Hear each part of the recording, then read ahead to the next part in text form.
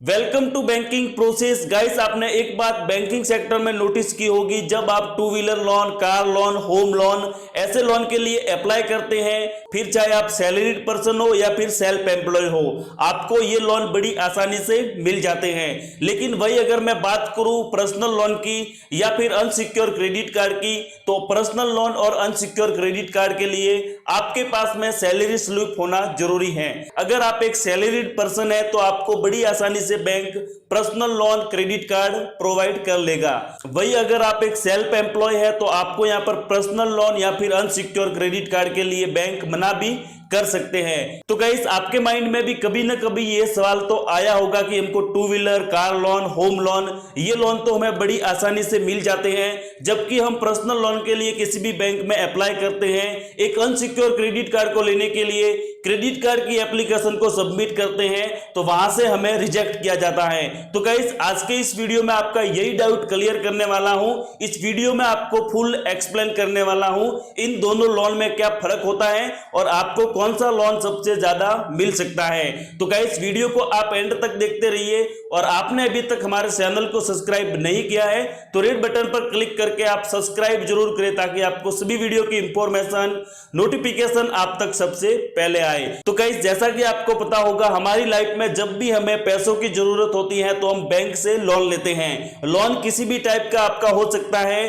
Two wheeler loan, car loan, home loan या फिर आज के टाइम में तो बहुत सारे लोग कंज्यूमर ड्यूरेबल लोन भी ले रहे हैं। तो हमें किसी भी टाइप की जरूरत हो सकती है और अपनी नीड के अकॉर्डिंग हम अलग अलग लोन के लिए अप्लाई करते हैं। लेकिन गाइस, कुछ ऐसे लोन होते हैं जो हमें बड़ी आसानी से मिल जाते हैं और कुछ लोन ऐसे होते हैं जिसके लिए हमें सैलरीड पर्सन या फिर हमारे पास में एक इनकम प्रूफ होना जरूरी है। अगर आप कहीं पर भी बाइक परचेज करने जाते हैं तो बाइक के शोरूम में आपको बहुत सारी फाइनेंस की सुविधा अवेलेबल मिल जाएगी, या फिर आपको बहुत सारे बैंक ऐसे हैं जो आपको बिना किसी इनकम प्रूफ के टू व्हीलर लोन भी प्रोवाइड कर लेते हैं। अगर आप बाइक परचेज करने जाते हैं तो ना तो आपके पास में कोई इनकम का डिमांड होता है, बस आपके पास में एक सेविंग अकाउंट होना जरूरी है और आपके वहां पर कुछ चेक लिए जाते हैं। बस इसके थ्रू आपके लोन की एप्लीकेशन अप्लाई हो जाती है, ना आपसे कोई इनकम प्रूफ पूछा जाता है। बस इतना सा प्रोसेस है और आपके टू व्हीलर लोन की एप्लीकेशन सबमिट हो जाती है और आपको बड़ी आसानी से शोरूम पर ही लोन प्रोवाइड किया जाता है और आपके लोन की एप्लीकेशन सक्सेसफुली सबमिटेड होके अप्रूव भी हो जाती है। इसी तरह अगर आप कार परचेज करने जाते हैं तो कार के शोरूम में भी बहुत सारे फाइनेंस की सुविधा अवेलेबल होती है या फिर बहुत सारे बैंकों की सुविधा भी है। अगर आप कार लोन लेना चाहते हैं वो भी आपको बड़ी आसानी से मिल जाता है, लेकिन इतना ही आसानी से आपको नहीं मिलता जितना कि टू व्हीलर लोन आपको मिलता है। कार लोन लेने के लिए आपको यहाँ पर इनकम प्रूफ तो देना होगा, आप क्या काम करते हैं वो भी आपको बताना होगा। अगर आपकी इनकम यहाँ पर कार लोन के लिए एलिजिबल नहीं है तो को बोरोवर में आपको किसी और के डॉक्यूमेंट भी ज्वाइंट कराने होते हैं, तो ये लोन भी आपको आसानी से मिल जाता है। तो इसी तरह आपका होम लोन हो गया तो होम लोन भी आपको आसानी से मिल जाता है, फिर चाहे आप सेल्फ एम्प्लॉय हो या फिर सैलरीड पर्सन हो। तो गाइस, यहां पर मैं आपको क्लियर बताना चाहता हूं, आपका two wheeler loan, home loan, car loan ये सभी लोन है आपको सिक्योरिटी के अगेंस्ट मिलते हैं, क्योंकि जब भी आपको ये वाले लोन बैंक प्रोवाइड करता है तो आपके पास में एक सिक्योरिटी आ जाती है। जैसे कि आप बाइक परचेज करने जाते हैं तो जो भी बाइक की वैल्यू होती है उसके अकॉर्डिंग आपको बैंक लोन प्रोवाइड करता है या फिर कोई भी फाइनेंस कंपनी आपको लोन देती है। ठीक इसी तरह कार परचेज करते हैं तो कार की वैल्यू के अकॉर्डिंग आपको यहां पर लोन मिलता है, ना कि आपकी एबिलिटी के अकॉर्डिंग। इसी तरह आपका जो होम लोन हो गया, होम की जो भी वैल्यू है, आपके प्लॉट की जो भी वैल्यू है, उस वैल्यू के अकॉर्डिंग आपको यहां पर लोन दिया जाता है। और गाइस, आपको मैं बताना चाहता हूं ये तीनों तरह के जो लोन है, इसके अलावा कुछ और भी लोन हो सकते हैं। इसकी जो वैल्यू होती है आपको कभी भी 100% नहीं दी जाती, आपको यहां पर 80, 90, 95, 85 इतना परसेंट ही आपको बैंक लोन प्रोवाइड करता है। बाकी कुछ परसेंटेज सिक्योरिटी के तौर पर बैंक अपने पास में रखता है। बाय चांस फ्यूचर में अगर आप ईएमआई को, इंस्टॉलमेंट को पेड ना करे, पैसे आप जमा ना करा पाए, तो बैंक उस सिक्योरिटी को, उस प्रॉपर्टी को सेल करके उसके पैसे वसूल सकता है। तो गाइस, अब हम बात करते हैं पर्सनल लोन और अनसिक्योर क्रेडिट कार्ड की। जब आप किसी भी बैंक में पर्सनल लोन के लिए अप्लाई करते हैं तो ज्यादातर बैंक सैलरीड पर्सन को पर्सनल लोन सबसे पहले देते हैं। अगर आपकी सैलरी 25,000 है तो आपको यहां पर सिंपली एलिजिबल किया जाता है पर्सनल लोन के लिए। मिनिमम आपकी सैलरी 25,000 होनी चाहिए जो रेगुलरली आपके सेविंग अकाउंट में क्रेडिट हो।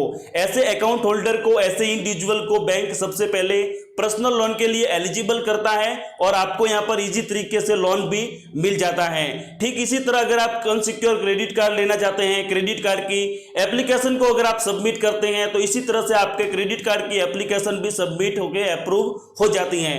लेकिन गाइस यहां पर एक बात नोटिस करने वाली है, आपको जो भी बैंक यहां पर लोन देता है वो आपके सैलरी के अकॉर्डिंग देता है, ना कि आपकी एलिजिबिलिटी के ऊपर।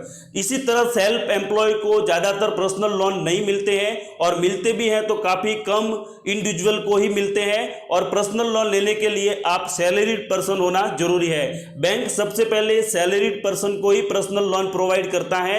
उसके बाद अगर आप सेल्फ एम्प्लॉय है, अपने अकाउंट को अच्छे से मेंटेन करते हैं तो हो सकता है आपको ऑफर मिल जाए, तो ऑफर की एक अलग बात रही। बट आप डायरेक्टली अगर अप्लाई करने जाएंगे तो आपको यहां पर पर्सनल लोन नहीं मिलेगा और आपका जो भी क्रेडिट कार्ड होता है वो भी एक तरह से मान लो तो आप पर्सनल लोन ही होता है, बस उसमें आपको एक क्रेडिट लाइन दी जाती है जिसको आप यूज करते हैं, क्रेडिट यूटिलाइजेशन के अकॉर्डिंग आप मैनेज करते हैं। तो आपको ये लोन बैंक सैलरी के अकॉर्डिंग देता है क्योंकि आपकी मंथली सैलरी आपके अकाउंट में क्रेडिट होती है और जब भी आपकी सैलरी क्रेडिट होती है तो उसके बाद बैंक आपके अकाउंट से ऑटो डेबिट पेमेंट कर लेता है। जो भी आपकी एलिजिबल इंस्टॉलमेंट है उसको ऑटो डेबिट करके रख लेता है। तो गाइस पर्सनल लोन और अनसिक्योर क्रेडिट कार्ड इसी तरह ज्यादातर इंडिविजुअल को नहीं दिए जाते, बट गाइस यहां पर मैं आपको फुली सजेस्ट करूंगा अगर आप इन फ्यूचर पर्सनल लोन या फिर अनसिक्योर क्रेडिट कार्ड को लेना चाहते हैं, आपके पास में इनकम प्रूफ नहीं है, आप सैलरीड पर्सन नहीं है और आप सेल्फ एम्प्लॉय है, तो गाइस आपको अपना सेविंग अकाउंट किसी प्राइवेट सेक्टर बैंक में ओपन करना चाहिए। जैसे कि आपका HDFC हो गया, ICICI बैंक हो गया, एक्सिस बैंक हो गया,